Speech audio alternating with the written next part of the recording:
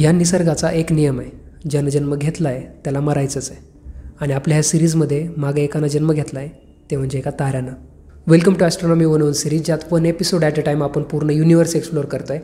आणि आज आपण एका धुळीच्या कणापासून सुरू झालेला प्रवास म्हणजे ताऱ्याची लाईफ सायकल बघणार आहेत. एका निब्युलामध्ये एका ताऱ्याचा जन्म कसा होत आहे ते तर आपण बघितलं. जन्मानंतर त्याचा सुरू होत आहे मेन सिक्वेन्स फेज, म्हणजे त्याचं तरुणपण, ज्यात एक तारा हायड्रोजन एक फ्युएल म्हणून वापरते आणि कंटिन्यू जळत राहते करोडो वर्षांपर्यंत. आणि जसं जसं हायड्रोजन संपत येईल तसं ताऱ्याचं सुरू होतं आहे म्हातारपण. फ्युजन रिॲक्शनमध्ये हायड्रोजन हेलियममध्ये कन्वर्ट होते हे आपण बघितलंय. पण ज्यावेळेस तारा उतार व्हायला लागते, हायड्रोजन खतम व्हायला लागते, त्यावेळेस हेच हिलियम फ्युजन रिॲक्शननी आयरन आणि ऑक्सिजनमध्ये कन्वर्ट व्हायला लागते. ह्या प्रोसेसच्या मी एकदम डिटेलमध्ये जात नाही, पण जसं जसं फ्युएल संपायला लागतंय तशी तशी ताऱ्याची साईज वाढायला लागते. त्याच्या ओरिजिनल साईजपेक्षा तारा 100 पटीनं 1000 पटीनं मोठा होत आहे. आणि साईज मोठी झाल्यामुळे थंड व्हायला सुरुवात होते. हे मोठा थंड झालेला तारा लाल दिसायला लागतंय आणि त्यालाच रेड जायंट म्हणतात. हेच रेड जायंट सगळं फ्युएल संपल्यानंतर फुटतंय आणि त्या कोरमध्ये उरलेल्या आयरन आणि ऑक्सिजन आणि बाकी एलिमेंट्सपासून एक व्हाईट डॉर्फ तारा तयार होत आहे. आपला सूर्यसुद्धा सध्या तरुणपणात आहे.